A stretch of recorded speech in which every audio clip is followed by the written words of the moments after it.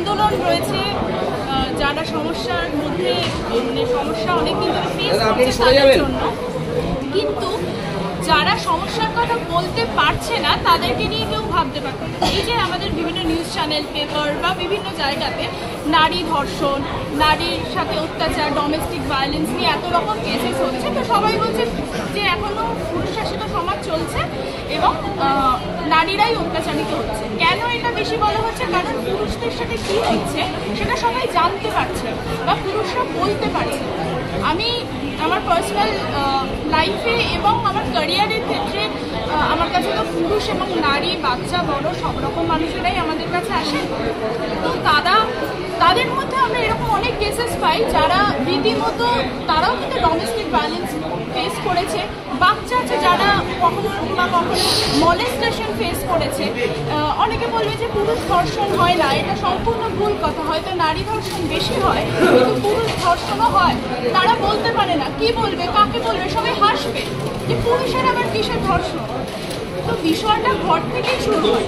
আপনাদের পরিচিত এবং বাকিও যারা রয়েছে সবাই যদি নিজের পরিচিতদের এবং পরিচিত পুরুষদের উদ্বুদ্ধ করতে পারে যে ভয় না পেয়ে তারা পরিবারে এবং বিভিন্ন জায়গাতে যা যা সমস্যা ফেস করছে সেটা মুখ ফুটে বলুক, লজ্জা না পেয়ে। কার কাছে বলবে? তাদের পরিচিতদের, বা এখন গৌরবটা রয়েছে পুলিশের কাছে যদি বলতে ভয় পান বা লজ্জা পান তাহলে আমাদের সংস্থার কাছে এসে বলবেন, তাহলে অ্যাটলিস্ট আমরা গাইড করতে পারবো। আমাদের কাছে এসে বলতেই তো লজ্জা পায়, তাহলে কি করে হবে?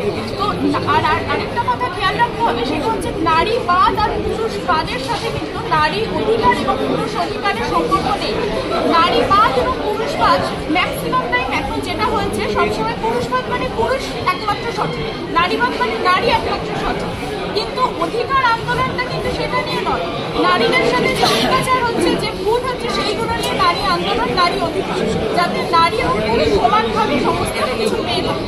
পুরুষের ক্ষেত্রেও কিন্তু সে পুরুষ অধিকার কি নিয়ে, পুরুষেরা যে সমস্ত সুবিধা থেকে বঞ্চিত হচ্ছে, পুরুষদের নিয়ে যেখানে যেখানে কথা হচ্ছে না বা তারা বলতে পারছেন না, লিগাল সিস্টেম হয়তো পুরুষদের ক্ষেত্রে ম্যাক্সিমাম ক্ষেত্রে সাপোর্টিভ নয়, সেই সমস্ত কিছু নিয়ে পুরুষ অধিকার, তার মানে পুরুষ বাদ হয়ে যাওয়া যাবে না, যেখানে শুধুমাত্র পুরুষেরাই সঠিক বা নারী বাদ হয়ে যাওয়া যাবে না, নারীরাই সঠিক। সবাই মিলে একসাথে যদি লড়তে না পারে, আজকে আমাদের এখানে এতজন মহিলারা রয়েছে যারাও কিন্তু পুরুষ অধিকারকে সাপোর্ট করছে, সবাই মিলেই যদি এগিয়ে না আসে এবং